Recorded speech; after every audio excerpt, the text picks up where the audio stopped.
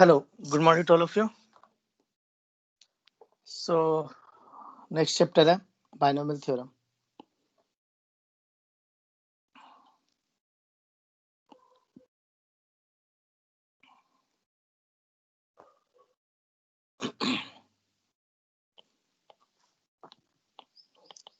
So, next chapter है binomial theorem. तो ये चैप्टर हम लोग 3 पार्ट्स में पढ़ते हैं. पहले पार्ट में जनरल टर्म, दूसरे पार्ट में कोफिशिएंट्स और तीसरे पार्ट में कुछ बेसिक कॉन्सेप्ट्स, रिमार्क्स. तो बाइनोमियल, बाई मतलब टू, मियल मतलब टर्म्स, तो दो टर्म का एक्सपेंशन है ये. तो फॉर एग्जांपल जैसे a plus B raise to 0, तो ये कितना हो जाएगा 1. a plus B raise to 1, ये हो जाएगा a plus B. a plus B का होल स्क्वायर, तो ये हो जाएगा a square plus 2ab plus b square. यहाँ से कुछ ऑब्जर्वेशन आया. पहला ऑब्जर्वेशन ये आया कि जो पावर है +1 नंबर ऑफ टर्म्स होंगे. ये पावर 1 है तो 2 टर्म्स है, पावर 2 है तो 3 टर्म्स है. तो जो इंडेक्स होगी तो नंबर ऑफ टर्म्स n+1 होंगे. तो अगर मुझे मान लो a plus B raise to n का एक्सपेंशन करना है तो नंबर ऑफ टर्म्स कितने होंगे? इंडेक्स +1, इंडेक्स +1, इंडेक्स मतलब पावर, तो इंडेक्स +1. नेक्स्ट, अब दूसरा ऑब्जर्वेशन ये है कि अगर वेरिएबल की पावर देखी जाए, a और b की पावर देखी जाए तो उसका सम कांस्टेंट है. तो देखो a की पावर 1, b की पावर 1, a की पावर 2, a और b की पावर का सम 2, b की पावर का सम 2. तो मतलब अगर मैं a प्लस बी का होल क्यूब करता हूँ तो देखो पावर 3 है, 3a स्क्वायर b, a और b की पावर का सम 3 है, ए बी स्क्वायर 1 + 2 3 है और b क्यूब यहाँ पे भी 3 है. तो इससे ये पता चलता है ये होमोजीनियस एक्सप्रेशन है. तो it's a homogeneous expression of degree n. Homogeneous of expression of degree n का मतलब है, होमोजीनियस का मतलब है कि a और b की पावर का सम सेम आएगा, a और b की पावर का सम सेम आएगा. अब एक और चीज, पास्कल ट्रायंगल, तो इनके जो कोफिशिएंट्स हैं. अच्छा, एक और चीज नोटिस करना, a की पावर कम होती जा रही है और b की पावर बढ़ती जा रही है. तो b raise to 0, b raise to 1, b square, b cube. तो a की पावर बढ़ रही है, b की पावर कम हो रही है. नेक्स्ट है इसके जो कोफिशिएंट्स हैं वो पास्कल ट्रायंगल्स हैं. 1 1 1 2 1 1 3 3 1. तो ये अपना आ गया 1 3 3 1. तो इसी से मैं फिर a plus B raise to 4 भी बना सकता. कैसे? a की पावर कम करते जाऊंगा, b की पावर बढ़ाते जाऊंगा. तो a raise to 4, a cube b, a square b square, A B cube, b raise to 4. अब बचा बस कोफिशिएंट्स. तो कोफिशिएंट्स कैसे निकालूंगा? Pascal triangle 1 4 6 4 1. तो 1 4 6 4 1, तो 1 4 6 4 1. तो दिस इज द एक्सपेंशन. अब इसको जनरलाइज कर देते हैं. तो ये nc not a raise to n b raise to 0 plus nc1 a raise to n minus 1 b raise to 1. ऐसे करते करते लास्ट में ncn a raise to 0 b raise to n आएगा. अब बताइए एनसीआर क्या है? तो एनसीआर जो है वो है बाइनोमियल कोफिशिएंट. एनसीआर जो है वो बाइनोमियल कोफिशिएंट्स है. कोफिशिएंट और बाइनोमियल कोफिशिएंट में फर्क है. तो सपोज, तो जैसे nc0 nc1 से लेके ncn, दे आर कॉम्बिटोरियल कोफिशिएंट्स और बाइनोमियल कोफिशिएंट्स. कॉम्बिटोरियल कोफिशिएंट्स और बाइनोमियल कोफिशिएंट्स. कॉम्बिटोरियल कोफिशिएंट्स और binomial coefficients. So combinatorial coefficients are binomial coefficients. लेकिन कोफिशिएंट अलग चीज है. कैसे? जैसे मान लो लिखा 12c5 इंटू 2⁵ इंटू x⁵5. तो 12c5 जो है वो है बाइनोमियल कोफिशिएंट. 12c5 जो है वो बाइनोमियल कोफिशिएंट. और ये जो 2⁵ के साथ लिखा है वो लिखा है कोफिशिएंट. तो अगर मैं इसकी कोफिशिएंट ऑफ x⁵5 की बात करूंगा तो वो आएगा 12c5 इंटू 2⁵. नेक्स्ट है एनसीआर को और अच्छे से समझना। तो एनसीआर का वैल्यू होता है n factorial upon r factorial into n minus r factorial. And इसको शॉर्ट में ऐसे भी लिख सकते हैं n और r, इसको ऐसे भी लिख सकते हैं c ऑफ n r, इसको ऐसे भी लिख सकते हैं। पर ये रेयरली दिखेगा तुमको, ये ज्यादा दिखेंगे। जेई एडवांस इसको ज्यादा यूज करती है एनसीआर। नेक्स्ट इसमें कुछ रिमार्क्स हैं। तो पहला जैसे एनसी नॉट और एनसीएन ये 1 होता है, NC1 NCN माइनस 1 ये n होता है, NC2 NCN minus 2 n into n minus 1/2 होता है। तो मैं ऐसा भी बोल सकता हूँ NCR is equal to NCN minus R, NCR is equal to NCN minus R। Next NCR plus NCR minus 1, ये बहुत इंपॉर्टेंट है। NCR प्लस NCR माइनस 1, तो सुपरस्क्रिप्ट सेम है, सुपरस्क्रिप्ट सेम है, सबस्क्रिप्ट में 1 का डिफरेंस है। सुपरस्क्रिप्ट सेम है, सबस्क्रिप्ट में 1 का डिफरेंस है। तो क्या होगा, सुपरस्क्रिप्ट प्लस 1 C लार्जेस्ट, तो इसमें लार्जेस्ट कौन है, ये R, तो n प्लस 1 CR। तो जैसे 12C5 12C6 लिखा है, तो आंसर हो जाएगा 13C6। तो 12 प्लस 1 13 और 5 और 6 में जो भी लार्जेस्ट है, तो यानी 6। नेक्स्ट आता है जनरल टर्म। नहीं, एक और है इसके अंदर, हाँ, NCR, n नीचे आ जाएगा, r नीचे आ जाएगा, एक एक कम हो जाएगा। n माइनस 1 नीचे आ जाएगा, r माइनस 1 नीचे आ जाएगा, एक एक कम हो जाएगा। नेक्स्ट है general term.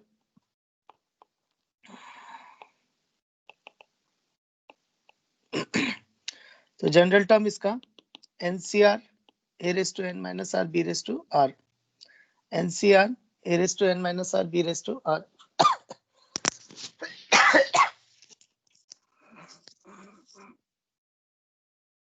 NCR a raised to n minus r b raised to r। अब r कहां से कहां तक जा रहा है, r 0 से n तक जा रहा है, तभी ये n प्लस 1 टर्म्स आएंगे। अब होता क्या है, वहां पे आता है T1 T2 से लेके T ऑफ n प्लस 1, तो ये हो जाएगा r प्लस 1। तो be careful with the r, क्योंकि यहाँ पे प्रॉब्लम क्या है ना, r की वैल्यू सीधा टर्म नहीं देती, r की वैल्यू r प्लस 1 देगी। तो अगर r 0 है तो फर्स्ट टर्म मिलेगा, r 1 है तो सेकंड टर्म मिलेगा, r 3 है तो फोर्थ टर्म मिलेगा, r 7 है तो एट्थ टर्म मिलेगा। तो ये एक है इसमें, तो you have to very careful. बच्चों से ये मिस्टेक हो जाती है, एक आगे पीछे हो जाता है। नेक्स्ट है, कई बार ऐसे क्वेश्चन पूछे जाते हैं, find the sum of coefficients, find the sum of coefficients. तो देखो सम ऑफ कोफिशिएंट्स थोड़ा सा दिमाग लगाओ, कि जैसे मान लो कोई क्वेश्चन है कि 7p minus 6q raise to n, तो इसको जब मैं एक्सपेंड करूंगा तो क्या होगा, NC0 7p raise to n minus 6q raise to 0, NC1 7p raise to n minus 1 minus 6q raise to 1, ऐसे करते करते NCN 7p raise to n minus 0 minus 6q raise to n। अब इसमें क्या होगा, कोफिशिएंट कौन है, p और q को छोड़कर जितना लिखा है वो सब कोफिशिएंट है। तो अब जैसे मैं इसमें देखो तो कोफिशिएंट कौन है, ये है 7 है माइनस 6 है, NC1 है 7 है माइनस 6 है, तो 7 माइनस 7 इज 10 माइनस। तो p और q को छोड़ के जितना लिखा है वो कोफिशिएंट्स है। तो सम ऑफ कोफिशिएंट कब आएगा, p और q को 1 रख दो। तो p और q को 1 रखने से क्या होगा, राइट साइड में ना, राइट साइड में p और q गायब हो जाएगा और रह जाएगा सम ऑफ कोफिशिएंट्स, और लेफ्ट साइड में आ जाएगा answer 7 minus 6 race to n which is 1 raise to n which is 1। Next, कभी कभी ऐसे बोले जाते हैं इंडिपेंडेंट ऑफ x, वो टर्म जो कि इंडिपेंडेंट ऑफ x है। तो बस करना क्या है, x की पावर 0, क्योंकि इंडिपेंडेंट ऑफ x तभी होगा जब x गायब हो जाएगा। अब x गायब कब होगा, जब उसकी पावर 0 होगी। तो करना क्या है कि इंडिपेंडेंट ऑफ x कौन होगा, coefficient of x raise to 0, तो उसकी पावर 0 करनी होती है। नेक्स्ट, ये सिलेबस का नहीं है, कॉन्ग्रुएंसेस एंड मॉड्यूलो, पर अपने क्वेश्चन बहुत फास्ट सॉल्व करके देता है, कॉन्ग्रुएंसेस एंड मॉड्यूलो। तो ये आरएमओ का है, सिलेबस में बुक्स में नहीं मिलेगा तुमको, तो उसका रीजन है क्योंकि वो आरएमओ पढ़ाते हैं, लेकिन इससे क्वेश्चन फास्ट सॉल्व होता है। तो ये चल क्या रहा है?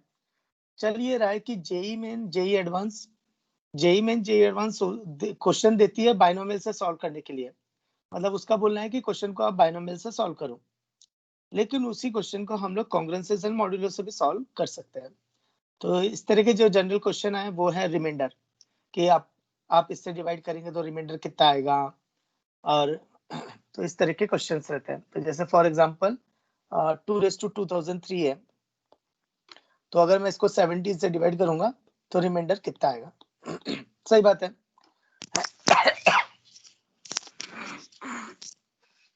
2⁻2003 को 17 से डिवाइड करेंगे तो रिमाइंडर कितना आएगा? तो मैं तुम्हें बताऊंगा कि बाइनोमियल कैसे सोचती है और कॉन्ग्रुएंसेस मॉड्यूलो कैसे सोचती है। तो क्वेश्चन बना है बाइनोमियल थ्योरम के लिए, पर हम उसको कॉन्ग्रुएंस मॉड्यूलो से कर सकते हैं, तो बहुत फास्ट जाता है and very confidently. Otherwise they are very difficult questions. Next, तो ये काम कैसे करता है कॉन्ग्रुएंस मॉड्यूलो? तो पहले मेरे को इसको लिखना पढ़ना सीखना पड़ेगा। तो ए कॉन्ग्रुएंट बी मॉड्यूलो एम, ए कॉन्ग्रुएंट बी मॉड्यूलो एम, ए कॉन्ग्रुएंट बी मॉड्यूलो एम। तो इसको समझेंगे कैसे? इसको समझेंगे कि नंबर ए में से रिमाइंडर बी निकाल दिया तो वो डिविजिबल बाय एम होगा। तो नंबर एम में से बी रिमाइंडर निकाल दिया तो वो डिविजिबल बाय एम होगा। मतलब जैसे फॉर एग्जांपल 13 कॉन्ग्रुएंट 1 मॉड्यूलो 4। तो 13 को 4 से डिवाइड करने के बाद क्या आएगा? रिमाइंडर 1 आएगा। तो ये होता है नंबर, ये होता है रिमाइंडर, और ये होता है डिवीजन।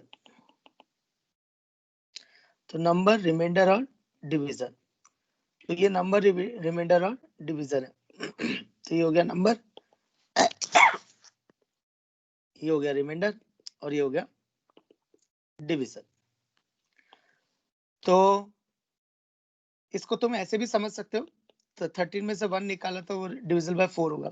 तुम इसको ऐसे भी समझ सकते हो, 13 में से 1 निकाला तो 4 का मल्टीपल होगा। तो a minus B should be multiple of m। तो इस तरह से समझते हैं। तो बस तुम्हें क्या देखना है? Number, remainder, division. तो a congruent b modulo m है, तो इसके रिमार्क है वो बहुत खतरनाक है। तो पहला, अगर नंबर में कुछ ऐड किया, इंटीजर, नंबर में इंटीजर ऐड किया तो रिमाइंडर में भी इंटीजर ऐड हो जाएगा। नंबर में अगर इंटीजर मल्टीप्लाई किया तो रिमाइंडर में भी इंटीजर मल्टीप्लाई हो जाएगा। नंबर की पावर कोई पॉजिटिव इंटीजर लगाई तो रिमाइंडर की भी पावर पॉजिटिव इंटीजर लग जाएगी। Next, A congruent modulo B है, C congruent D modulo M है। मतलब इसका मतलब है कि 31 को 4 से डिवाइड किया तो रिमाइंडर 3 है। 39 को 4 से डिवाइड किया, 39 को 4 से डिवाइड किया तो रिमाइंडर 3 है। तो 31 इंटू 39 को अगर मल्टीप्लाई किया तो रिमाइंडर भी मल्टीप्लाई हो जाएगा। तो रिमाइंडर भी मल्टीप्लाई हो जाएगा। तो इसके रिमार्क है कि मेक श्योर कि डिविजर सेम हो, मेक श्योर कि डिविजर सेम हो। और तुम्हें अगर कुछ भी नहीं समझ में आ रहा तो बस क्या करने का, a minus B is divisible by m, या फिर a minus B is a multiple of m, a minus B is a multiple of m। तो a congruent b modulo m and c congruent d modulo m। तो वो कहता है कि corresponding numbers को multiply करेंगे तो रिमाइंडर भी मल्टीप्लाई हो जाएगा। करस्पॉन्डिंग नंबर्स को मल्टीप्लाई करेंगे तो रिमाइंडर भी मल्टीप्लाई हो जाएगा। और फिर 9 को और डिवाइड कर सकते हैं ना, तो 1। तो इसका मतलब है 31 इंटू 39 को अगर 4 से डिवाइड करेंगे तो रिमाइंडर कितना आएगा? 1। रिमाइंडर को भी और तोड़ सकते हैं। नेक्स्ट, और अगर दोनों को ऐड किया नंबर्स को तो रिमाइंडर भी ऐड हो जाएगा। दोनों को ऐड किया तो नंबर्स भी ऐड हो जाएंगे और रिमाइंडर भी ऐड हो जाएगा। तो अब इसको मैं अप्लाई करके देखता 2003 पे। तो 2⁻2003 को अगर मैं 17 से डिवाइड करूंगा तो रिमाइंडर कितना आएगा? तो देखो कैसे सोचना चालू करते हैं कि 17 के आसपास चलते हैं। तो 2⁻4, तो 2⁻4 कितना होता है? 16। तो 2⁻4 को अगर मैं 17 से डिवाइड करूंगा तो रिमाइंडर आएगा -1। अच्छा, अब बच्चे डाउट में आ जाते हैं सर ये नेगेटिव रिमाइंडर कैसे है? एक्चुअली क्या होता है, अगर 17 डिविजर है तो रिमाइंडर 0 से लेके 16 ही हो सकता है। रिमाइंडर 0 से 16 हो सकता है, तो रिमाइंडर का मतलब है एक्स्ट्रा। ये एक्स्ट्रा आ गया इसलिए बच गया।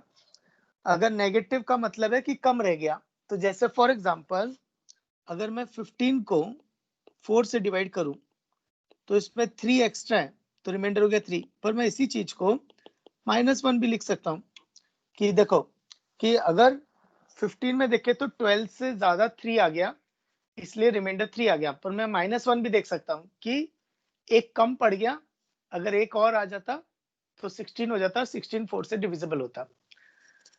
तो ये नेगेटिव को कैसे समझना है, ये जस्ट कैलकुलेशन को इजी करने के लिए। आंसर तुम 3 बोलोगे, रिमाइंडर हमेशा आंसर 0 से लेके नंबर डिविजर -1 ही होगा।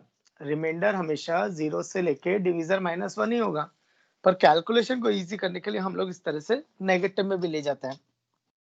तो उसका फंडा क्या है, 4 का मल्टीपल सब्ट्रैक्ट कर दो। 4 का मल्टीपल सब्ट्रैक्ट कर दो, तो 3 में से मैंने 4 सब्ट्रैक्ट कर दिया, तो बचा कितना, -1। 3 में से मैंने 4 को सब्ट्रैक्ट कर दिया, तो बचा क्या, -1। ठीक है, नेक्स्ट।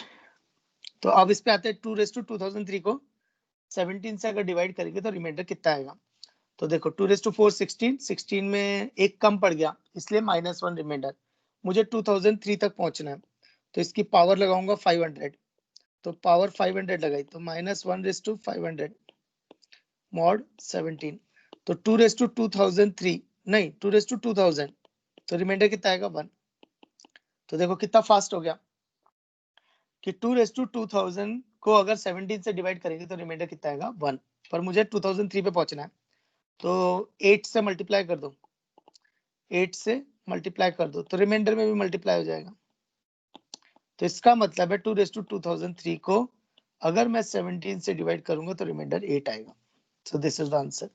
अब इसको बाइनोमियल थ्योरम कैसे सोचती है, तो बाइनोमियल थ्योरम कैसे सोचती है कि भाई 2⁻2003 को तुम लिखो 8 इंटू 2⁻2000, 8 इंटू 2⁻4�500, इसको लिखो 8 इंटू 17 - 1/500 और फिर इसको एक्सपेंड करो, तो ये हो गया बाइनोमियल थ्योरम। तो यहाँ पे आ जाएगी बाइनोमियल थ्योरम।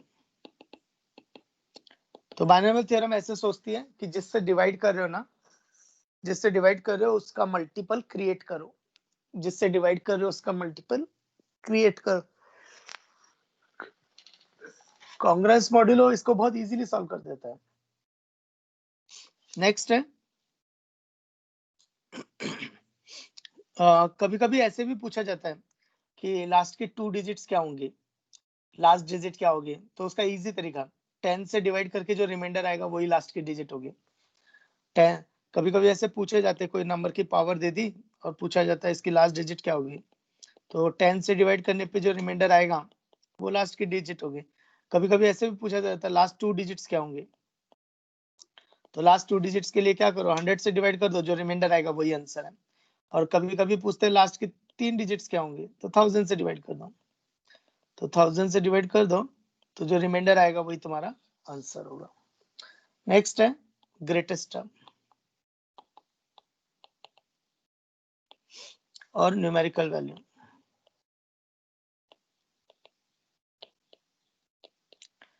ग्रेटेस्ट टर्म और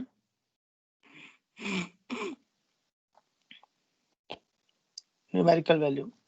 तो हो क्या रहा है 1 + 4x⁸ है, तो x = 1/3 पे कौन सा टर्म ग्रेटेस्ट आएगा। तो पहले क्या करेंगे इसका जनरल टर्म लिख देंगे, नहीं तो tr + 1/tr निकाल लो, tr + 1/tr, तो ये आएगा 8cr + 1, 8cr + 1 इंटू 1/8, नहीं 8cr आएगा, 8cr into 1/8 - r into 4x⁻r upon 8cr - 1 1/8 - r + 1 into 4x⁻r - 1। तो इसको सिंप्लीफाई करेंगे तो ये आता है, इसमें 1 1 तो चला जाएगा, ये तो 1 हो जाएगा, ये भी 1 हो जाएगा, और ये 4x भी कैंसिल होगा। तो 8cr को लिख सकते हैं 8 फैक्टोरियल अपन r factorial into 8 minus r का फैक्टोरियल, 4x बचेगा, नीचे 8 factorial into r minus 1 factorial into 8 minus r plus 1 factorial. तो 8 factorial cancel, r minus 1 factorial में ये r बचेगा, इन दोनों में n 9 माइनस r बचेगा। तो ये आता है 9 minus r into 4x by r। तो यहां से आ गया tr plus 1 is equal to upon tr, तो 9 minus r into 4x upon r। ठीक है, तो अब क्या करेंगे, r की वैल्यू रखेंगे। अब r कहां से चलेगा, 0 से तो नहीं चलेगा, क्यों, क्योंकि डिनोमिनेटर पे t0 आ जाएगा, t0 मतलब 0 टर्म, तो 0 टर्म तो होता ही नहीं है, तो r चालू होगा 1 से, तो ये आएगा t2 अपन t1, तो r अगर 1 है तो ये हो जाएगा 8 इंटू, अच्छा x 1/3 था, तो x 1/3 था, तो ये आ जाएगा, तो r को 1 रखा, तो 1 रखा तो 8 into 4/3 which is greater than 1, तो इसका मतलब t2 is greater than t1। तो ऐसे r को 2 रखेंगे, तो t3 ग्रेटर देन t2, फिर t4 ग्रेटर देन t3, फिर t5 ग्रेटर देन, ऐसे r की वैल्यू रखते जाएंगे, t5 is greater than t4, t6 is greater than t5 and t6 is greater than t7। तो यहाँ पे डायरेक्शन बदल गई, तो 6 term is the largest term, तो 6 टर्म वो आंसर हो जाएगा। ठीक है, नेक्स्ट है मिडिल टर्म।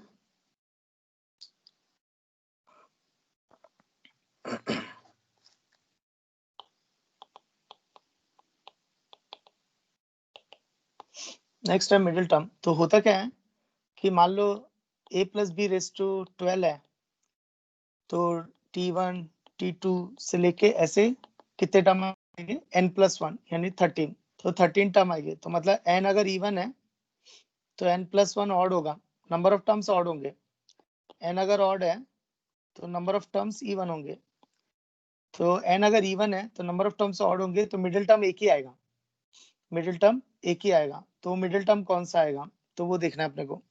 तो देखो n अगर 12 था तो मिडिल टर्म आता है 7th, यानी 12/2 प्लस 1, तो ये आएगा n/2 प्लस 1, n/2 प्लस 1। और n अगर ऑड है तो नंबर ऑफ टर्म्स इवन है, तो दो मिडिल टर्म्स आएंगे, दो मिडिल टर्म्स आएंगे। तो जैसे फॉर एग्जांपल अगर पावर 11 है तो नंबर ऑफ टर्म्स 12 होंगे,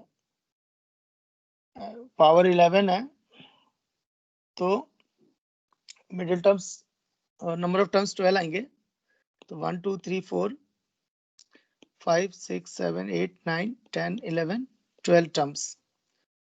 तो 5 इधर 5 इधर, तो 6 और 7, तो 6 और 7 आर द मिडिल टर्म, यानी n प्लस 1/2 और n प्लस 3/2, n प्लस 1/2 और n प्लस 3/2 टर्म होगा, लेकिन इनका r अलग होगा, r इसका n/2 होगा, इसका r होगा n प्लस 1/2 माइनस 1, और इसका r होगा n प्लस 3/2 माइनस 1, क्योंकि वो tr प्लस 1 रहता है ना।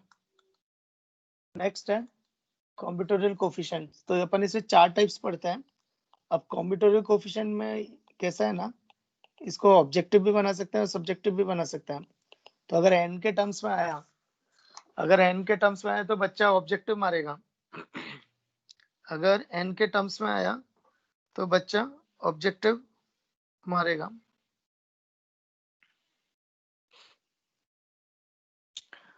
तो अगर n के टर्म्स में आया तो स्टूडेंट n की वैल्यू 1 2 3 रख के सॉल्व करेगा,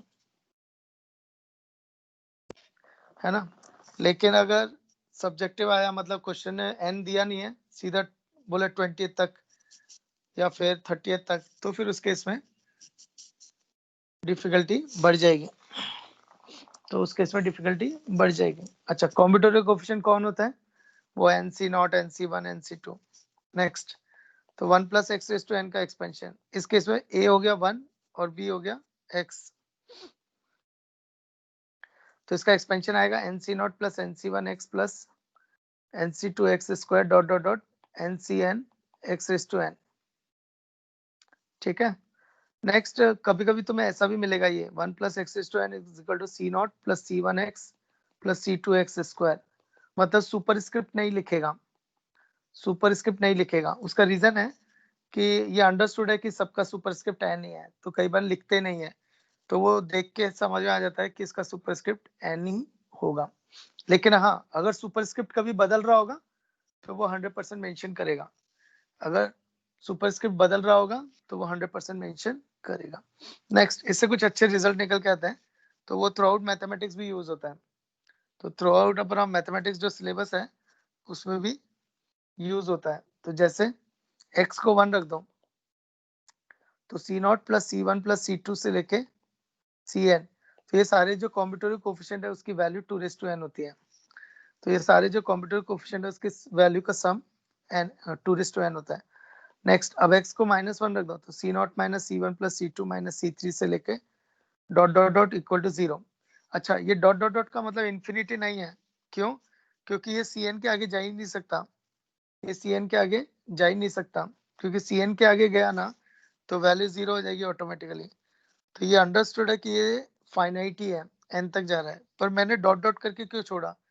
वो इसलिए छोड़ा क्योंकि ये इवन है कि ऑड है पता नहीं। अगर इवन होता तो प्लस पे रुकता, ऑड होता तो माइनस पे रुकता, तो मैंने उसको डॉट डॉट करके ही छोड़ दिया। तो समझ में आ रहा है कि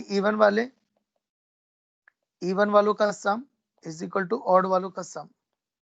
इवन वालों का सम और ऑड वालों का सम बराबर है, तो इसका मतलब है कि इवन वालों का सम इसका आधा होगा, क्योंकि इवन वालों का सम और ऑड वालों का सम बराबर है, तो वो इसका आधा होगा।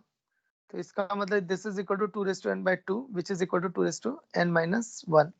तो यहाँ से एक रिजल्ट ये बन जाता है कि C not plus C two plus C four dot dot dot equal to 2 raise to n minus 1, और ऑड वाला C one plus C three plus C five dot dot dot equal to 2 raise to n minus 1। तुम कभी भी ध्यान रखो, कभी भी अगर ऑल्टरनेट चाहिए, यानी जैसे ऑड इवन, तो प्लस माइनस 1 यूज करो। अगर कभी 3 का मल्टीपल चाहिए, मतलब 1 वह तीन का मल्टीपल का गैप है, 3 के मल्टीपल का गैप है, जैसे 1 4 5 नहीं 1 4 7, तो उस केस में ओमेगा यूज करो, उस केस में ओमेगा यूज करो। और कभी अगर 4 का मल्टीपल का गैप है, जैसे 1 5 9 13, तो उस केस में आयोटा यूज करो। तो प्लस माइनस क्या करता है? ऑल्टरनेट साइन करता है। ओमेगा क्या करता है? 3 का मल्टीपल गैप क्रिएट करता है। आयोटा 4 के मल्टीपल का गैप क्रिएट करता है। ये फर्क है। नेक्स्ट है, तो इसके अंदर 4 टाइप्स हैं, वो चारों टाइप्स कैसे कैसे सॉल्व करते हैं। तो मोस्ट इंपॉर्टेंट जो है वो है फर्स्ट और फोर्थ, क्योंकि फर्स्ट वाली कंपेयरिंग कोफिशिएंट्स है और फोर्थ वाली यूजिंग कैलकुलस है। तो टाइप 1, तो टाइप 1 में है कंपेयरिंग कोफिशिएंट्स। टाइप 1 है कंपेयरिंग कोफिशिएंट्स। तो जैसे फॉर एग्जांपल अगर दिया है C not square plus C one square से लेके सी N square is equal to 2n C N, तो ये अपने को प्रूफ करना है। तो कैसे करेंगे? तो 1 प्लस एक्स टू एन का एक्सपेंशन है C not plus C one x plus C two x square dot dot dot C N x to N. इसको रिवर्स करके लिख दो, x plus one raise to N, तो सी not x to N plus C one x to N minus 1। तो इस बार power कम होती हुई दिख रही है, तो ये सी एन लास्ट में, दोनों को मल्टीप्लाई कर दो, तो ये 1 plus x raise to 2n आ जाएगा, जिसका जनरल टर्म होगा 2n सी आर, और राइट साइड हो जाएगा c not plus C one x plus C two x square से लेके C N x to n into c not x to N plus C one x to N minus 1 plus dot dot dot C N.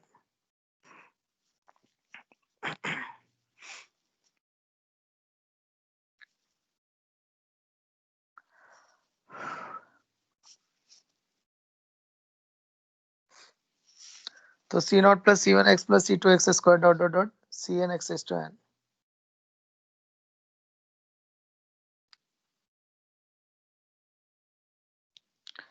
ठीक है, तो अब क्या होगा?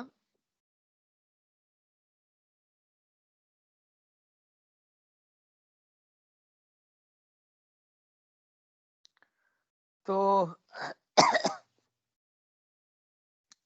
अब क्या होगा, कंपेयरिंग कोफिशिएंट मतलब देखो लेफ्ट साइड भी एक पॉलिनोमियल है, राइट साइड भी एक पॉलिनोमियल है। अगर दोनों पॉलिनोमियल बराबर हैं तो दोनों के कोफिशिएंट्स भी बराबर होंगे।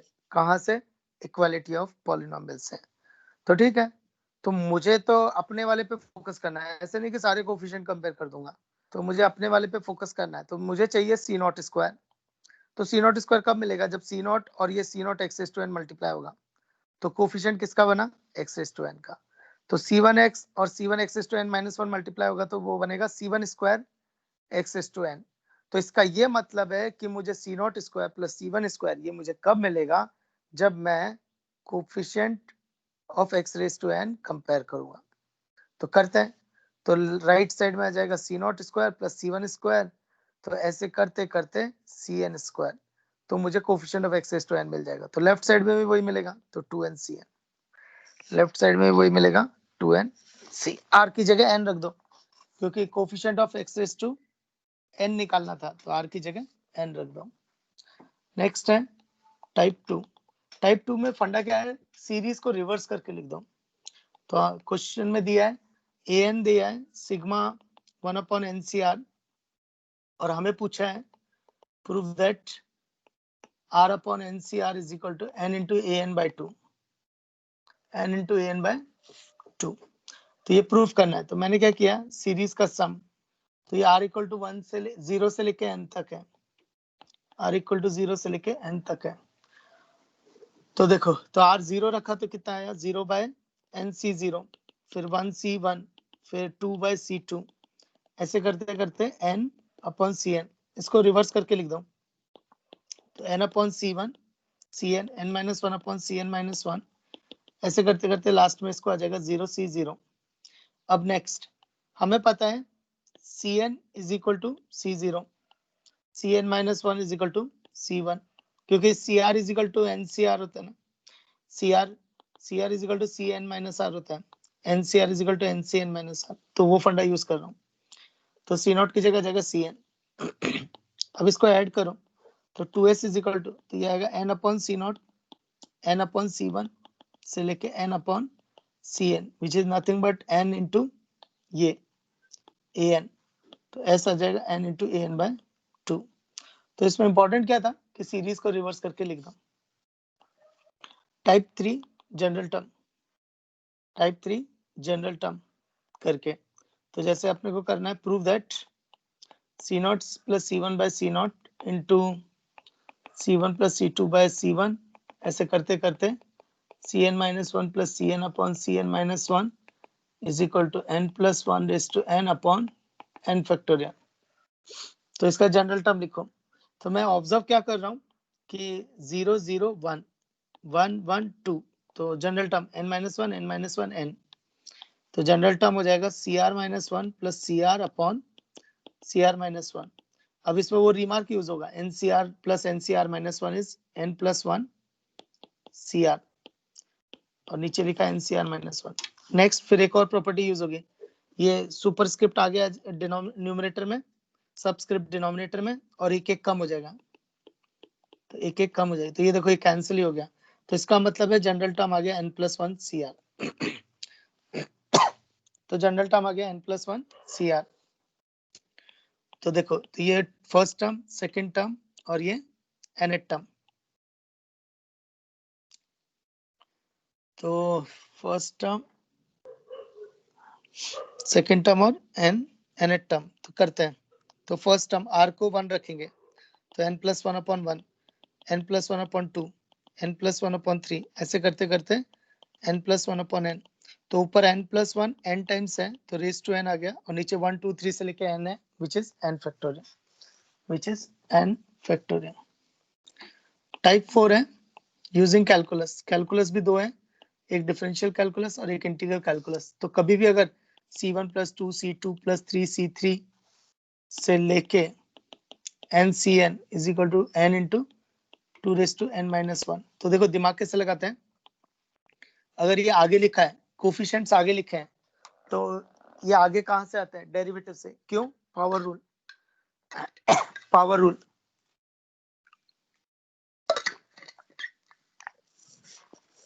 तो ये कोफिशिएंट आगे कहां से आते हैं? पावर रूल से आगे आते हैं।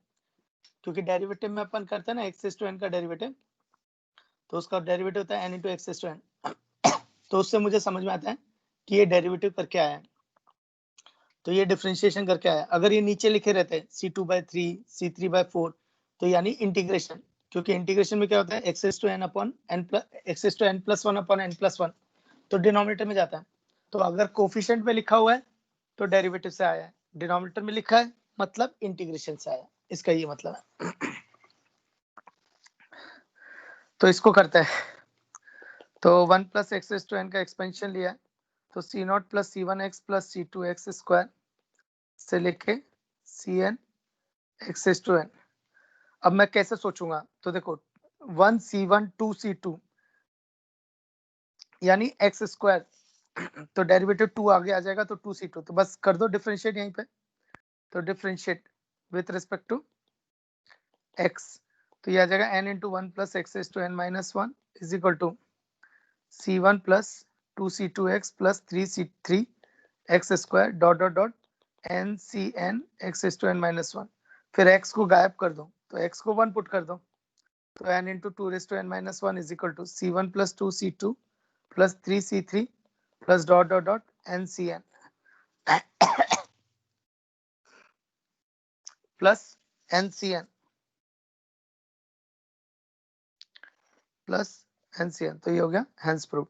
अब तुम्हें और फंडे देता, कल को अगर ये होता 3c2 4c3 2c1 c0, तो इसका क्या मतलब है c2 के आगे 3 है, तो c2 के आगे 3 तो तभी होगा जब x क्यूब का डेरिवेटिव होगा, पर x क्यूब कहां से आएगा, तो इसको पहले x से मल्टीप्लाई करेंगे, इसको x से मल्टीप्लाई करेंगे फिर डिफरेंशिएट करेंगे, तो ऐसे दिमाग लगाते रहना पड़ता है।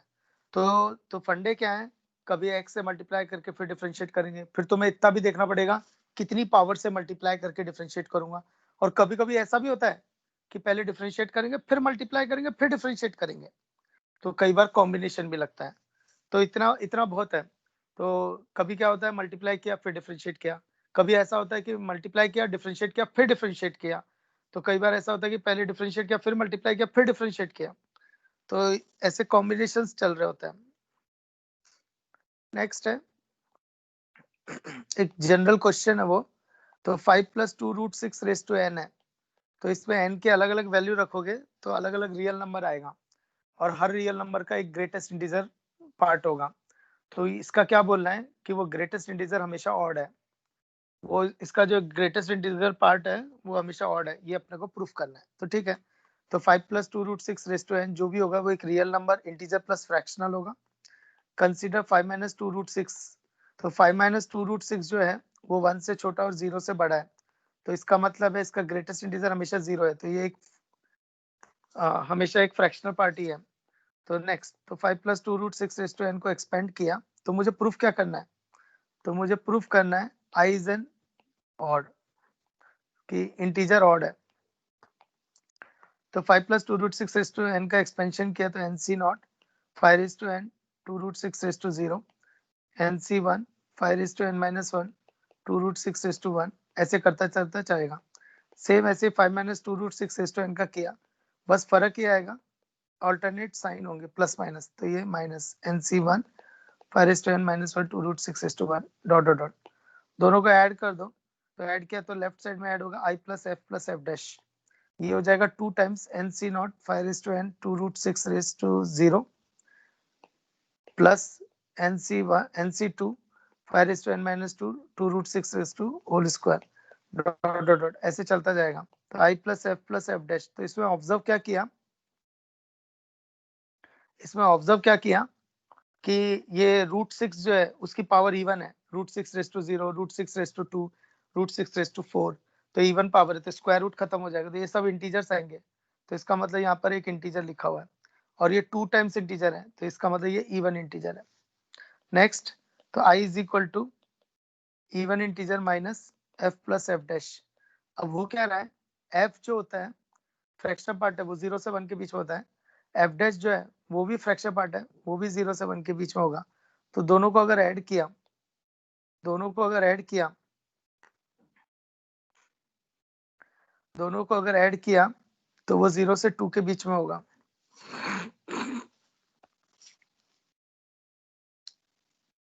दोनों को अगर ऐड किया तो 0 से 2 के बीच में होगा, है ना। लेकिन अब अगर मैं नोटिस करूं तो आई एक इंटीजर है, इवन इंटीजर है, तो f प्लस एफ डैश भी इंटीजर ही होगा। तो f प्लस एफ डैश एक इंटीजर है, तो f plus f dash integer है और 0 से 2 के बीच में एक ही इंटीजर है 1, तो इसका मतलब f प्लस एफ डैश 1 है। तो ये हो जाएगा i is equal to even integer minus 1, और इवन इंटीजर माइनस 1 होता है ऑड, तो यानी i is an odd integer, so hence proved. Next, binomial series और बाइनोमियल थ्योरम में फर्क है। बाइनोमियल थ्योरम में नंबर ऑफ टर्म्स फाइनाइट होता है, बाइनोमियल सीरीज में नंबर ऑफ टर्म्स इनफाइनाइट होता है। ये अपन ने लिमिट्स चैप्टर में भी किया था। तो 1 plus N X plus n into N minus 1 into X square by 2 factorial plus dot dot dot. यहाँ पे मॉड एक्स लेस देन 1 है और n is a rational number. Next है मल्टीनोमियल थ्योरम। तो मल्टी मतलब मोर देन 2 और मियल मतलब terms, तो यानी मोर देन 2 टर्म्स का एक्सपेंशन। तो x1 plus x2 plus x3 raise to n, तो मल्टीनोमियल थ्योरम। तो इसमें जब एक्सपैंड करोगे ना, तो x1 की कोई पावर आ रही होगी, x2 की कोई पावर आ रही होगी और x3 की कोई पावर आ रही होगी, तो उसका कोफिशिएंट कितना होगा, उसका कोफिशिएंट कितना होगा।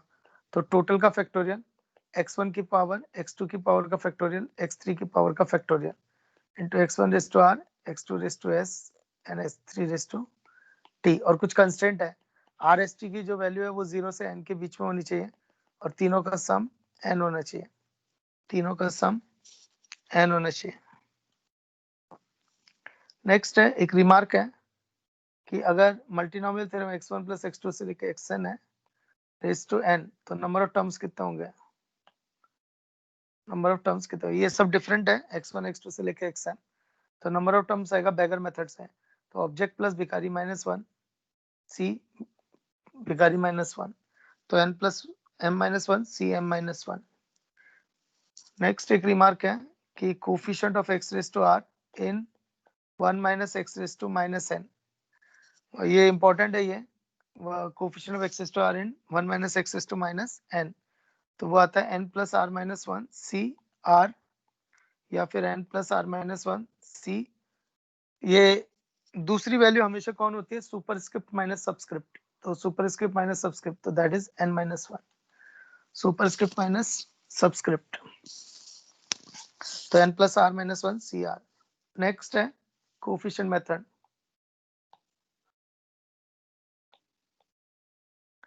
कोफिशिएंट मेथड ये अपने को है ना पीएनसी के लिए सॉल्व करता है, हेल्प करता है पीएनसी के लिए। तो मान लो जैसे वर्ड है मिसिसिपी, तो इसमें क्या करना है, 4 लेटर के वर्ड बनाने हैं। तो 4 लेटर वर्ड बनाने हैं, तो कितने तरीके से बना सकते हैं, तो ये सिर्फ सिलेक्शन निकाल के देगा।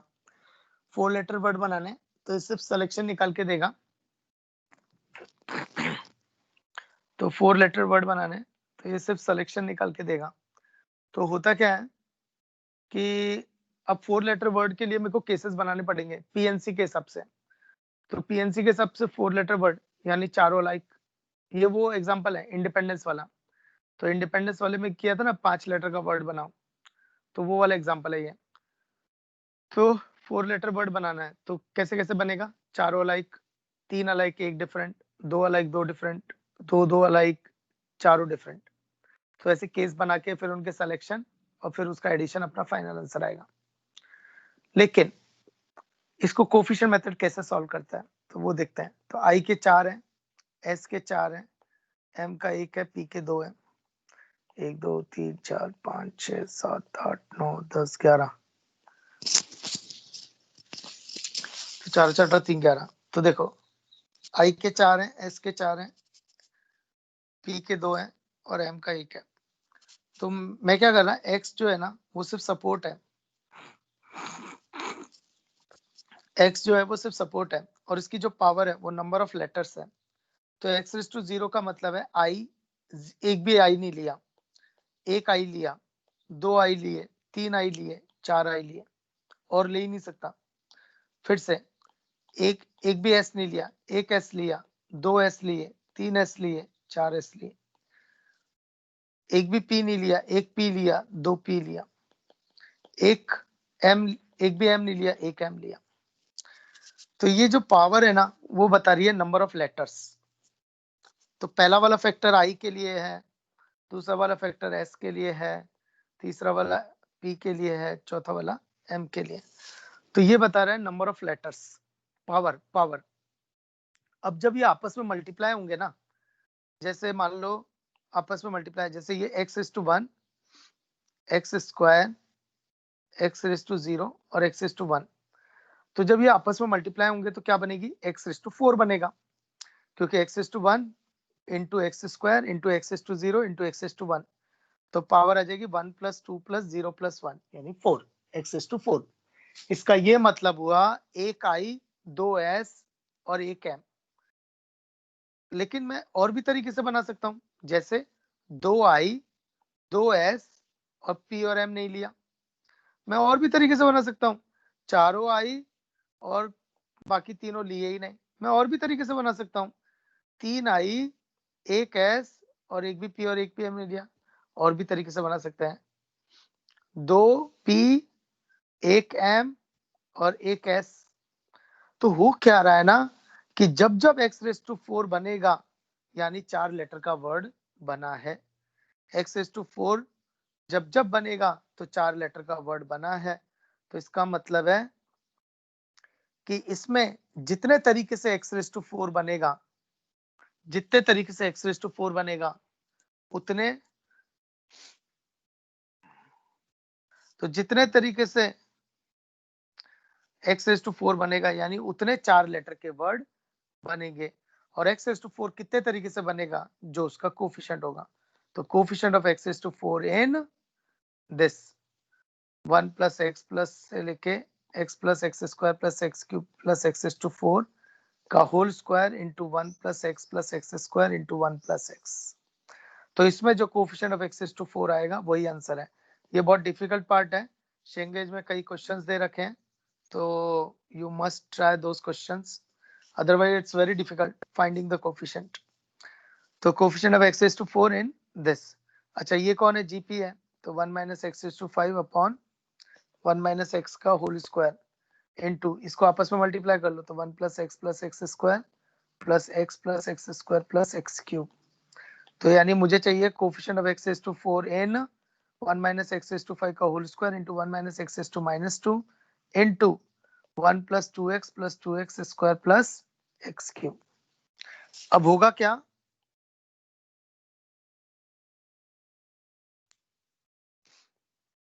तो मुझे इसमें कोफिशिएंट ऑफ x⁻4 चाहिए। तो कोफिशिएंट ऑफ x⁻4 1 - x⁻5 का होल स्क्वायर, तो 1 - x⁻2, एक तो आएगा 1 - x⁻2 1 - x⁻5 का होल स्क्वायर, तो वो होगा 1 + x⁻10 - 2x�5 और इधर 1 + 2x + 2x² प्लस x³। अब देखो, अब x⁻10 किसी से मल्टीप्लाई होकर x⁻4 नहीं बना सकता, क्योंकि x⁻10 से मल्टीप्लाई होगा x⁻6, तभी x⁻4 बनेगा। पर x⁻6 है ही नहीं एक्सपेंशन में, x⁻6 एक्सपेंशन में है ही नहीं। सेम x⁻5 भी x⁻4 नहीं बना सकता, तो सिर्फ ये 1 ही बना सकता है। तो इसका मतलब ये 1 सबके साथ मल्टीप्लाई होगा।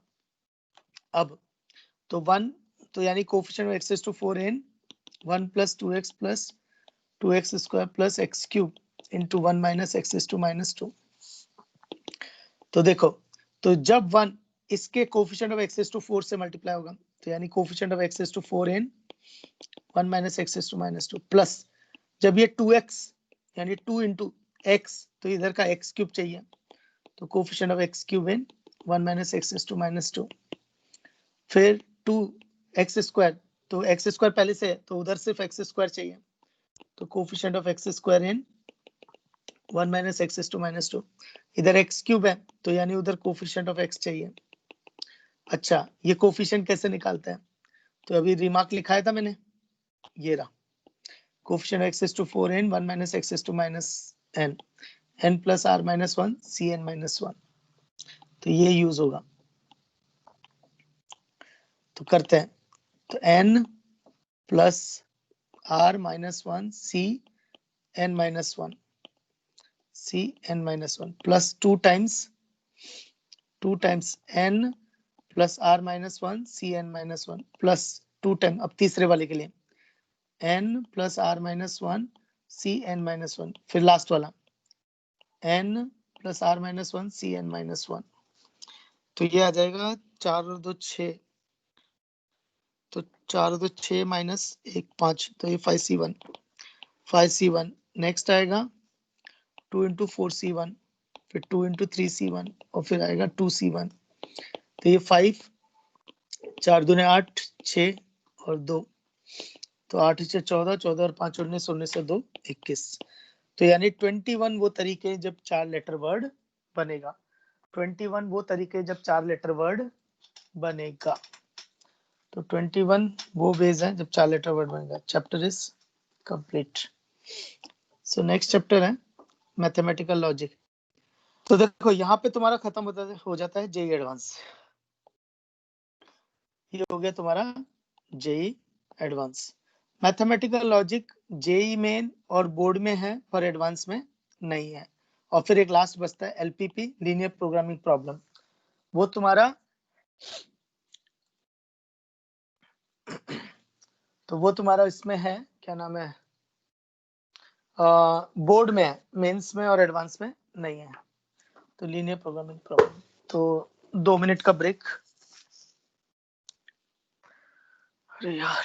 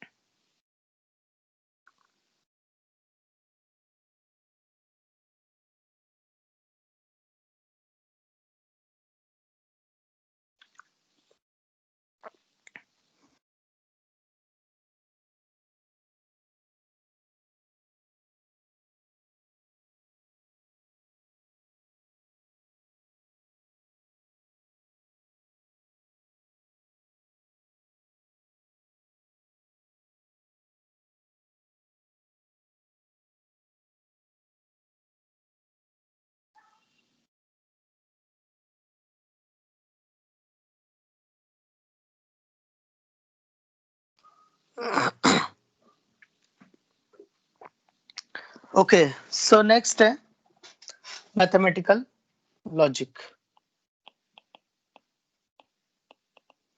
मैथमेटिकल लॉजिक, मैथमेटिकल लॉजिक जो है ये अपना 12th बोर्ड में है, सीईटी में है, मेंस में है, पर एडवांस में नहीं है। ओके तो तो सेंटेंस और स्टेटमेंट में फर्क है। सेंटेंस और स्टेटमेंट में फर्क है। सेंटेंस क्या है? ये एक ही चीज कभी भी ट्रू हो सकती है, कभी भी फॉल्स हो सकती है। पर स्टेटमेंट क्या होगा? या तो हमेशा ट्रू होगा या फिर हमेशा फॉल्स होगा, या तो हमेशा ट्रू या हमेशा फॉल्स। तो जैसे for example, he is a musician, he is a musician, ये सेंटेंस है। क्यों? अब ये ही कौन है? तो वो हो भी सकता है म्यूजिशियन हो, पर कोई दूसरा हो, वो म्यूजिशियन नहीं हो। तो यानी ट्रू भी हो सकता है, फॉल्स भी हो सकता है। तो ये सेंटेंस है। x plus 2 is equal to 7, ये सेंटेंस है। क्यों? क्योंकि अगर x 5 है तो ये ट्रू है, पर अगर x 4 है तो ये फॉल्स है। तो x की वैल्यू पर कभी ट्रू है, कभी फॉल्स है, तो सेंड है।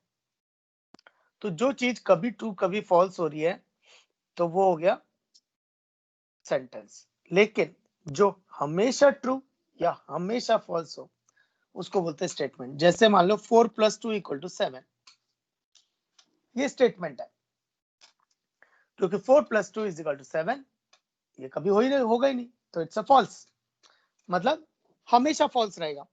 तो x + 2 = 7 कभी ट्रू कभी फॉल्स है, तो सेंटेंस। 4 + 2 = 7 ये हमेशा फॉल्स है, तो यानी statement. Delhi is the capital of India, statement. Sum of two even number is an even number, statement. Rome is in England, it's a statement, क्योंकि Rome is in England is a false and it's a statement. 2 + 3 = 6, it's a statement. Next, sun is a star, true, so it's a statement. It's true, so it's a statement. 2 is the only even prime number,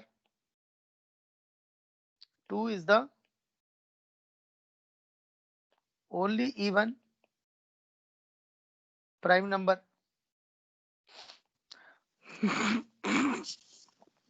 2 is the only even prime number, true, so it's a statement.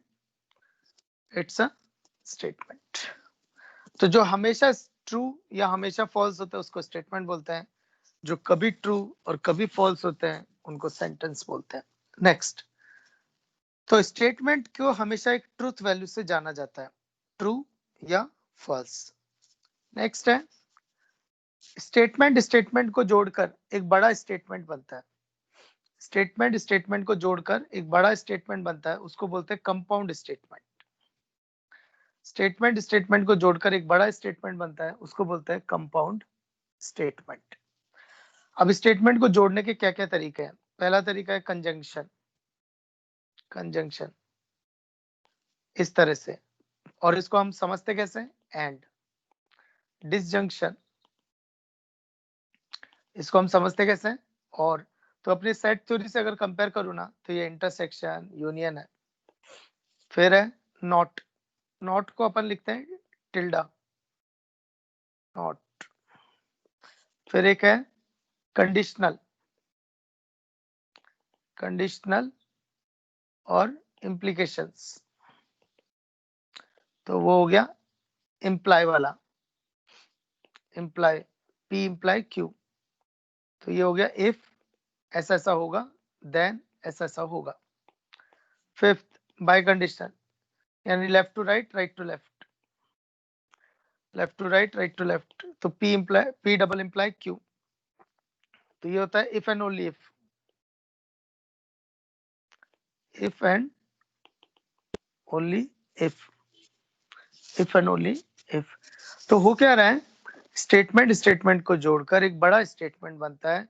तो जोड़ने के लिए connection लगते हैं, तो ऐसे 5 connection है, conjunction, disjunction, not, conditional and bye conditional. तो फिर एक क्वेश्चन आएगा कि चलो स्टेटमेंट की एक ट्रुथ वैल्यू होती है, तो स्टेटमेंट को जोड़कर एक बड़ा स्टेटमेंट बनेगा, तो उसकी भी कोई ट्रुथ वैल्यू होगी। स्टेटमेंट को जोड़कर एक बड़ा स्टेटमेंट बनता है, तो उस बड़े स्टेटमेंट की भी कोई ट्रुथ वैल्यू होगी। तो वो कैसे निकालेंगे, तो उसको बोलते हैं ट्रुथ टेबल। जब अपन इस तरह का ट्रुथ वैल्यू निकालते हैं तो उसको बोलते हैं ट्रुथ टेबल। तो P एक स्टेटमेंट है, Q एक स्टेटमेंट है, तो दोनों को जोड़ा कंजंक्शन से, दोनों को जोड़ा डिसजंक्शन से, दोनों नहीं, एक को नॉट से किया। एक है P इम्प्लाई Q और दूसरा है P डबल इम्प्लाई Q। तो ये वो 5 कनेक्शन हो गए। तो ये वो 5 connection, and, union, complementary, if then, if and only if. अब आते हैं इसकी ट्रुथ टेबल कैसे बनाते हैं। तो ट्रुथ टेबल कैसे बनाएंगे, देखो कि P क्या है, Q क्या है, तो कंपाउंड स्टेटमेंट क्या होगा। तो P true true true true true false false true false false, यही 4 पॉसिबिलिटी है, यही 4 पॉसिबिलिटी है, यही 4 पॉसिबिलिटी है। तो देखो अब याद रख लो, ये सबसे मोस्ट इंपॉर्टेंट है पूरे चैप्टर के लिए, सबसे मोस्ट इंपॉर्टेंट है, इसी पे सब कुछ चल रहा होगा। तो एंड, तो देखो एंड कब ट्रू होगा, जब दोनों ट्रू है तो ट्रू, अदरवाइज फॉल्स। जब दोनों ट्रू है तो ट्रू, अदरवाइज फॉल्स। और कोई एक भी ट्रू तो ट्रू, कोई एक भी ट्रू तो true, otherwise false. Not complementary, true का फॉल्स, ट्रू का फॉल्स, फॉल्स का ट्रू, फॉल्स का ट्रू। P इम्प्लाई Q, इसको एक इजी तरीका बताता हूं। अगर P ट्रू और Q फॉल्स है तो फॉल्स, P अगर ट्रू है, Q अगर फॉल्स है तो फॉल्स। ये थोड़ा रट के लेना पड़ेगा। तो P ट्रू है, Q फॉल्स है तो फॉल्स, अदरवाइज ट्रू। ये अपन ने जब रिलेशन चैप्टर में ट्रांजिटिव चेक करते हैं तब अपन ने किया था। तो P ट्रू, Q फॉल्स है तो फॉल्स, अदरवाइज ट्रू। और P डबल इम्प्लाई Q दोनों सेम तो ट्रू। तो देखो TT true, FF true, otherwise false, otherwise false. तो ये वो ट्रुथ टेबल है। ओके, नेक्स्ट नेगेशन कैसे लिखते हैं। तो मान लो P एक स्टेटमेंट है, 10 is an even number, 10 is an even number. तो नेगेशन ऑफ P कैसे लिखेंगे, 10 is not an even number, 10 is not an even number. तो मैं तुम्हें सजेस्ट करूंगा ये नॉट वर्ड ही डाला करो। अब बच्चा क्या करता है, मैं ये भी तो लिख सकता हूँ 10 इज एन ऑड नंबर, क्योंकि 10 इज एन ऑड नंबर भी तो इवन नंबर का पॉजिटिव हुआ। पर ऐसा मत करो, क्योंकि नेगेशन जो बोर्ड में मेंशन किया है वो नॉट वर्ड डाल के किया है। या फिर ऐसा भी लिख सकते हैं, it is false that, it is false that 10 is an even number, 10 is an even number। Next है P imply Q, P imply Q, तो P को बोलते हैं एंटीसीडेंट, P को बोलते हैं एंटीसीडेंट, और या फिर हाइपोथेसिस। Q को बोलते हैं कॉन्सिक्वेंट या फिर कंक्लूजन। कंक्लूजन एक अच्छी बात क्या है कि P इम्प्लाई Q की ट्रुथ टेबल और टिल्डा P और Q की ट्रुथ टेबल सेम है, दोनों की ट्रुथ टेबल सेम है। तो P imply Q, tilde P और Q दोनों की ट्रुथ टेबल सेम है। P इम्प्लाई Q और टिल्डा P और Q दोनों की ट्रुथ टेबल सेम है, चेक कर लेते हैं। चलो, तो P Q, P imply Q, tilde P और Q, तो ट्रुथ टेबल चेक कर लेते हैं। अच्छा, टिल्डा P और Q के लिए टिल्डा P लगेगा, तो एक और बढ़ा देते हैं। तो टिल्डा, तो ये true true, true false, false true, false false. तो P इम्प्लाई Q के लिए हमने पढ़ा था कि अगर P ट्रू है Q फॉल्स है तो false, otherwise true, otherwise true. Tilde P होगा अपोजिट, तो ट्रू का फॉल्स हो जाएगा, ट्रू का फॉल्स हो जाएगा, फॉल्स का ट्रू, फॉल्स का ट्रू। टिल्डा P और Q, तो टिल्डा P और Q का मतलब है दोनों में से एक ट्रू तो ट्रू, अदरवाइज फॉल्स। तो ये फॉल्स है, ये ट्रू है, ये ट्रू है, ये ट्रू। तो अगर तुम नोटिस करोगे तो ये दोनों की ट्रूथ टेबल सेम है। तो जब दोनों की ट्रूथ टेबल सेम है तो उसको बोलते हैं इक्विवेलेंट। तो ये दोनों इक्विवेलेंट है, तो ये दोनों बराबर है। P imply Q, tilde P और Q। तो तुम चाहो तो P इम्प्लाई Q को टिल्डा P और Q से रिप्लेस कर सकते हो। P इम्प्लाई Q को टिल्डा P और Q से रिप्लेस कर सकते हो। इसकी प्रैक्टिस के लिए पहले यू शुड सॉल्व बोर्ड का बुक, वो भी इंपॉर्टेंट है। नेक्स्ट है, कोई स्टेटमेंट दे रखा है, उसका कन्वर्स लिखना है। तो मान लो, तो converse of P imply Q, तो वो हो जाएगा Q इम्प्लाई P। बस ऐसा लिख दो रिवर्स करके। तो P इम्प्लाई Q का कन्वर्स क्या होगा? Q imply P। और इसका इनवर्स क्या होगा? Tilde P imply tilde Q। और कॉन्ट्रा पॉजिटिव क्या होगा? कॉन्ट्रा पॉजिटिव होगा tilde Q imply tilde P। Tilde Q imply tilde P। एक एग्जांपल से समझाता। एक स्टेटमेंट दे रखा है, a family becomes literate if the woman in it are literate,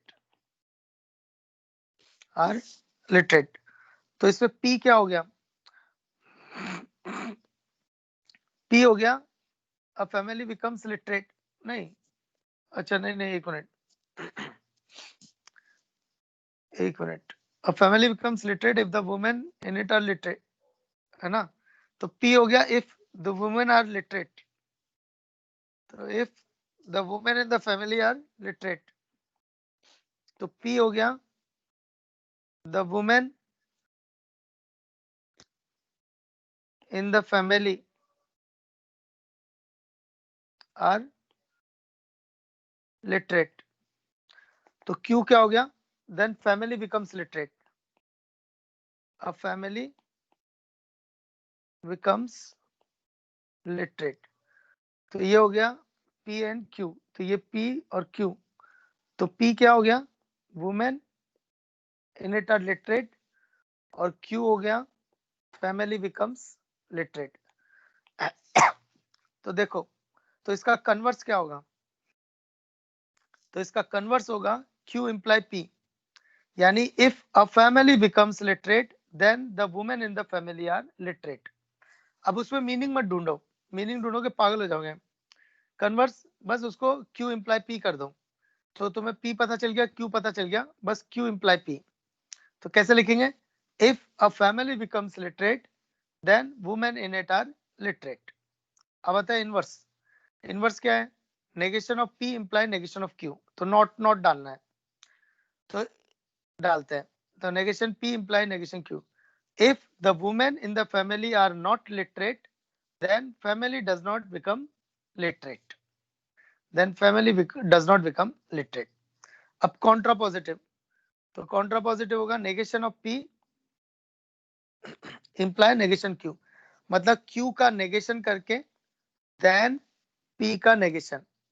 तो करते हैं, if a family does not become literate, then the women in it are not literate. Then the women in it are not literate.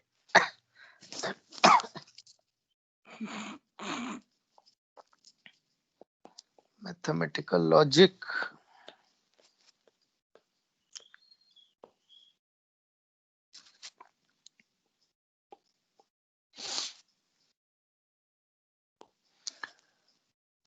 तो देखो ये रहा, तो होगा क्या?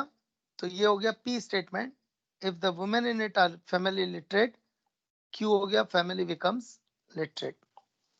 तो कन्वर्स तो ये हो गया P इम्प्लाई Q, तो कन्वर्स हो जाएगा Q इम्प्लाई P,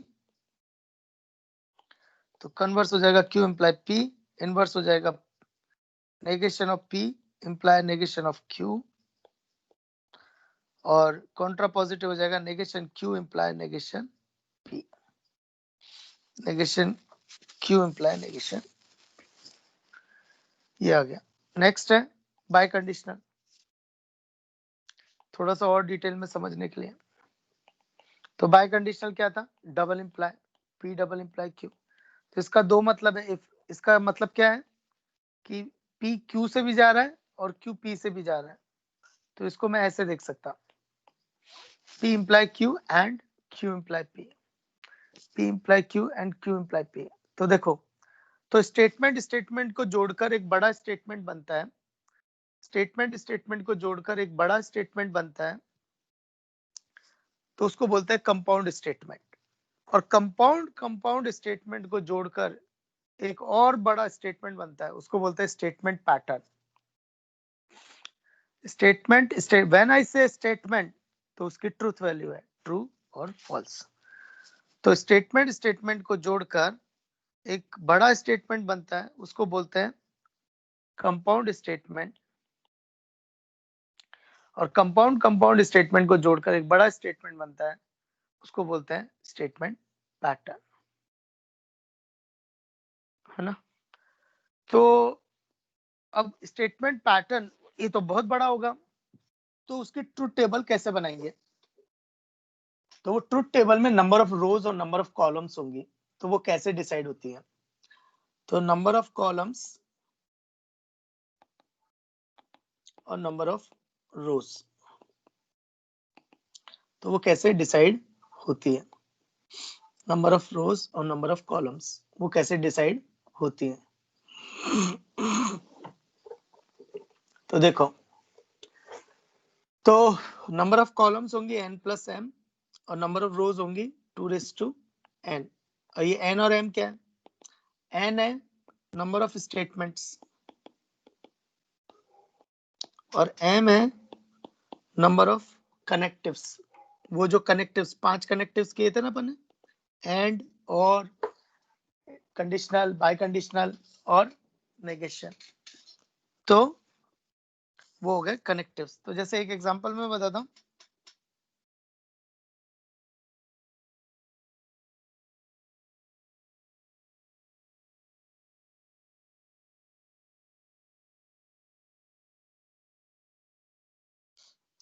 तो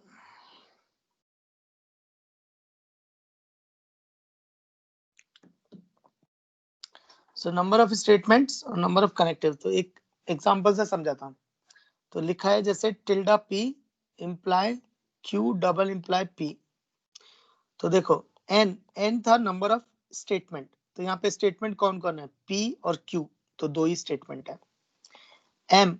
m था नंबर ऑफ कनेक्टिव्स, तो कनेक्टिव्स कौन कौन है, एक नेगेशन, दूसरा कंडीशनल, तीसरा बाय कंडीशनल, तो यानी 3 है।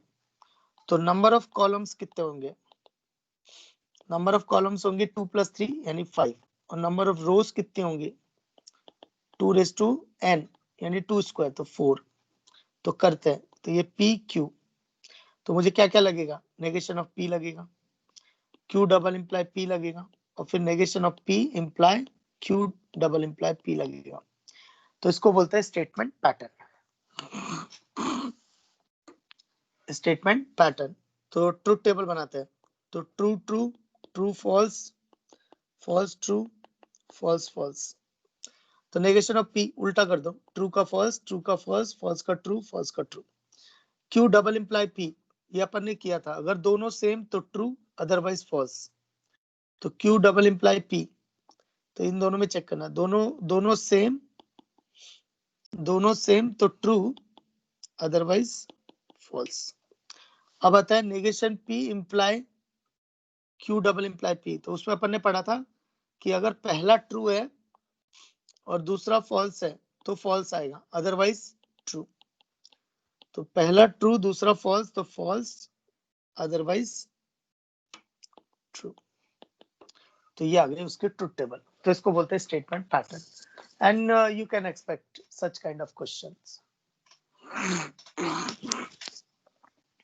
नेक्स्ट है लॉजिकल इक्विवेलेंस. लॉजिकल इक्विवेलेंस का मतलब है दोनों की ट्रुथ टेबल अगर सेम है तो दे आर इक्विवेलेंट. तो अभी अपन ने किया भी था, P imply Q is equivalent to tilde P or Q. P imply Q is equivalent to tilde P or Q. Next है डी मॉर्गन्स लॉ.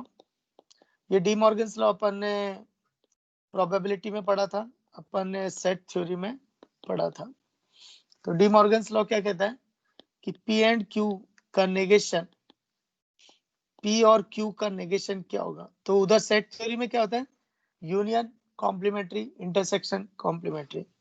तो देखो P एंड Q का बन जाएगा P और Q और दोनों पे नेगेशन आ जाएगा, डी मॉर्गन्स लॉ. तो दोनों पे नेगेशन आ जाएगा और becomes and. Converse is also true. Converse is also true. Next है tautology. Contradiction. Contradiction is also known as a fallacy and contingency. Tautology क्या होता है कि अगर पूरी ट्रुथ टेबल में सारे ट्रू हो. कॉन्ट्राडिक्शन क्या होता है, ट्रुथ टेबल में सारे फॉल्स हो. और कंटिंजेंसी में भी क्या होता है, कुछ ट्रू और कुछ फॉल्स हो ट्रुथ टेबल में.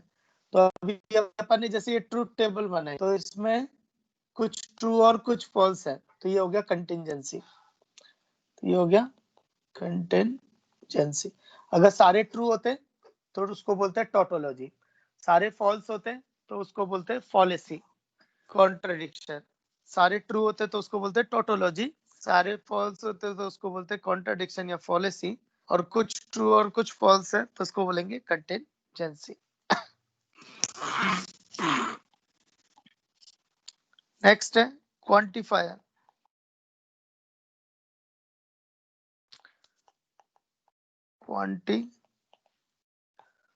क्वांटिफायर दो है, एक है फॉर ऑल और देयर एग्जिस्ट. फॉर ऑल सबके लिए, देयर एग्जिस्ट कोई ना कोई है. तो for all there exist. Next duality. कुछ चीजें ऐसी हैं जो रट्टा मार है, लॉजिक नहीं है.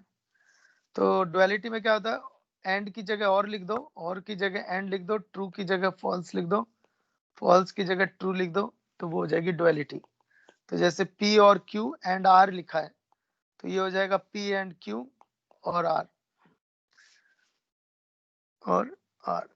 नेक्स्ट है negation. Negation of compound statement. Negation of compound statement. तो अपने 5 थे कंपाउंड स्टेटमेंट. तो नेगेशन ऑफ P करेंगे तो स्टेटमेंट वापस आ जाएगा. 2 बार नॉट लगाएंगे तो 2 बार अपोजिट उसका नॉट मारेंगे तो वापस आ जाएगा. 5 थे तो 5 में से एक एक करके करते हैं. तो negation of P and Q, तो इस पे लग जाएगी डी मॉर्गन्स लॉ. दोनों पे नेगेशन एंड बिकम्स और. फिर तीसरा P और Q का नेगेशन, डी मॉर्गन्स लॉ. तो negation of P, negation of Q and और बिकम्स एंड. 3 हो गए. अब 2 बचे. तो 2 कौन सा बचा है, एक कंडीशनल और दूसरा बाय कंडीशनल. तो कंडीशनल का करते हैं. तो negation of P imply Q. तो अपने को पता है कि P imply Q is the equivalent to negation of P और Q. Negation of P and Q imply Q. तो अपने को पता है P imply Q is equivalent to negation of P और Q. ये अपन ने किया था, ये रहा कि P imply Q is equivalent to negation of P और Q. तो उसकी हेल्प से मैं इसका नेगेशन फाइंड आउट करूंगा. तो देखो, तो अब P इम्प्लाई Q का नेगेशन है कि P इम्प्लाई Q की जगह लिखा नेगेशन P और Q. अब इसका नेगेशन डी मॉर्गन्स लॉ से पहले दोनों का नेगेशन ले लो एंड और बिकम्स एंड. और नेगेशन ऑफ P क्या होगा, P एंड नेगेशन Q.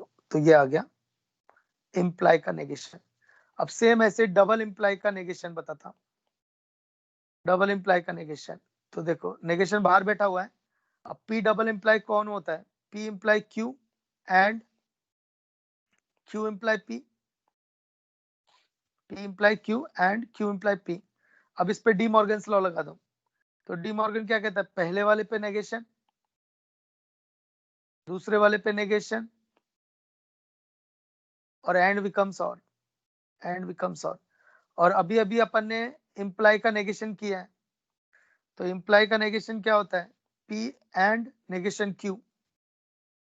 पहला वाला एज इट इज, दूसरे वाले का नेगेशन, तो उसी चीज को यहाँ पे अप्लाई करूंगा। तो पहला वाला एज इट इज, दूसरे वाले का नेगेशन, पहला वाला एज इट इज, दूसरे वाले का नेगेशन, फिर से पहला वाला एज इट इज, पहला वाला एज इट इज, दूसरे वाले का negation, and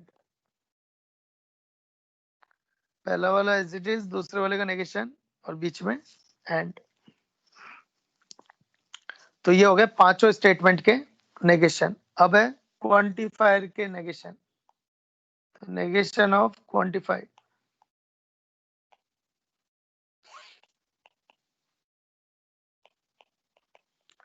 negation of quantified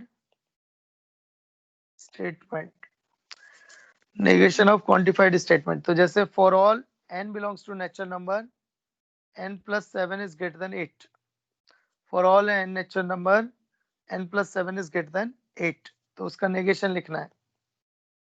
तो for all की जगह जगह there exist n belongs to natural number such that इसको उल्टा लिख दो, n plus 7 is less than equal to 8। there exists n belongs to natural number such that n plus 7 is less than equal to 8। Next एक difficult part है, algebra of statements. Algebra of statements ये थोड़ा सा difficult जाता है, तो ये तुम्हारे मैथ्स के प्रैक्टिकल में पूछा जाता है। तो जैसे आइडेम्पोटेंट लॉ, तो आइडेम्पोटेंट लॉ होता है P और P क्या होगा, P ही आएगा, P एंड P क्या आएगा, P आएगा। कम्यूटेटिव लॉ होता है, रिवर्स करके लिख दो, कम्यूटेटिव होता है रिवर्स करके लिख दो, यानी P और Q क्या हो जाएगा, Q और P, और P एंड Q क्या हो जाएगा, Q एंड P, रिवर्स करके लिख दो। एसोसिएटिव का मतलब होता है पहले कौन से दो ले रहे हैं, एसोसिएटिव लॉ। ये डिफिकल्ट जाता है क्योंकि ये मेरे पढ़ाने से नहीं समझेगा, ये अप्लाई करने से समझेगा। तो P और Q और R, तो एसोसिएटिव मतलब पहले कौन से दो, तो P और Q और R, पहले P Q लिया फिर R ले रहे हैं, या फिर पहले क्यू आर लू और फिर पी लू, एक ही बात है, एंड में भी काम करेगा। P and Q and R, तो पहले पी लिया और क्यू एंड आर एक साथ लिए। डिस्ट्रीब्यूटिव लॉ, डिस्ट्रीब्यूट कर दो, डिस्ट्रीब्यूटिव लॉ, पी और क्यू एंड आर, पी और क्यू एंड आर, तो डिस्ट्रीब्यूट करेंगे तो पी और क्यू, पी और आर, और बीच का ये एंड, बीच में एंड, पी एंड क्यू और आर, तो डिस्ट्रीब्यूट करेंगे। तो डिस्ट्रीब्यूट कैसे करते हैं, P and Q, P and R, और बीच में ये कनेक्शन। तो देखो, तो P and Q, P and R, तो पी को दोनों में डिस्ट्रीब्यूट कर दिया और बीच में कनेक्टिव। और आइडेंटिटी लॉ, तो पी और एफ ये आएगा पी, पी एंड एफ वो आएगा एफ, पी और टी वो आएगा ट्रू, पी एंड ट्रू ये पी। Identity law. नेक्स्ट है कॉम्प्लीमेंट लॉ।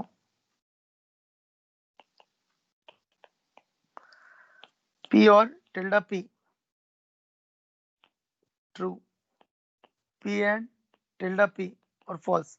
ये तुम देख भी सकते कैसे, देखो पी टिल्डा पी, तो ट्रू फॉल्स, फॉल्स ट्रू, तो दोनों का और लिया, दोनों का एंड लिया। अगर दोनों का और लिया तो और बोलता है कोई भी एक ट्रू तो ट्रू, तो ये ट्रू ट्रू आ रहा है इसलिए ट्रू लिखा। एंड में होता है दोनों ट्रू तो ट्रू, अदरवाइज फॉल्स, तो ये फॉल्स फॉल्स, तो इसलिए फॉल्स लिखा। तो this is complement law. Next involution law. ये तुम्हारे प्रैक्टिकल्स में काम आता है, मैथ्स के प्रैक्टिकल में होता है तो पूछते हैं वो टिल्डा पी और टिल्डा पी, टिल्डा और टिल्डा पी, तो वो 2 बार नेगेशन लेंगे तो वापस से आ जाएगा। Negation of true false, negation of false true.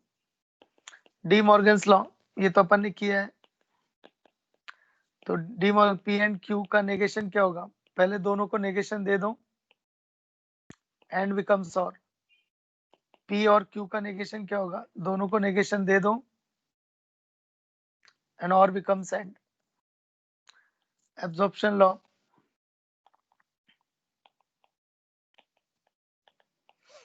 Absorption law तो पी और P and Q.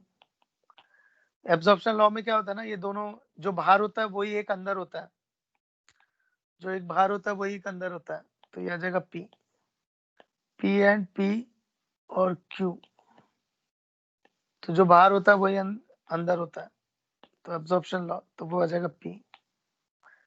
Conditional law तो पी इंप्लाई क्यू ये अपन ने किया था, is equal to tilde P और क्यू, और P double imply Q, P double imply Q क्या होगा, P imply Q and Q imply P, और पी इंप्लाई क्यू लिख सकते हैं नेगेशन पी और Q and Q imply P लिख सकते हैं अपन नेगेशन क्यू एंड और पी और पी। तो ये हो गया एब्जॉर्प्शन लॉ। बाकी एक एग्जांपल लिया है मैंने वीडियो लेक्चर में, तो वो एक बार देख लेना कि लॉस कैसे अप्लाई किए हैं। लास्ट है स्विचिंग सर्किट्स।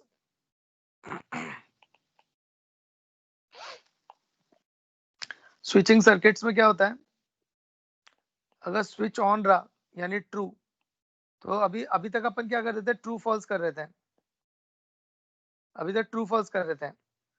तो यहाँ पे क्या होता है, 1 0 होता है, तो 1 मतलब ट्रू, ट्रू मतलब 1 मतलब ऑन मतलब ट्रू, 0 मतलब फॉल्स यानी ऑफ। तो देखो अब ये दोनों अगर ट्रू होंगे, दोनों अगर ट्रू होंगे तो ही करंट फ्लो होगा, तो ही करंट फ्लो होगा। तो ये कैसा है, एंड की तरह काम कर रहा है। अगर मान लो पैरेलल में लगा है, तो सीरीज में लगा था ना,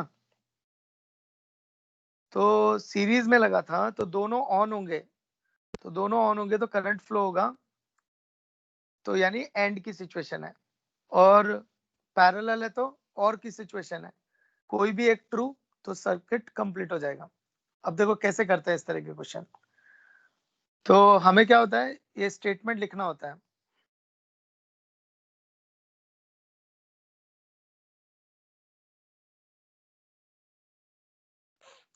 तो ये S1 है, ये S1 डैश है, मान लो ये S2 है, ये S2 डैश है।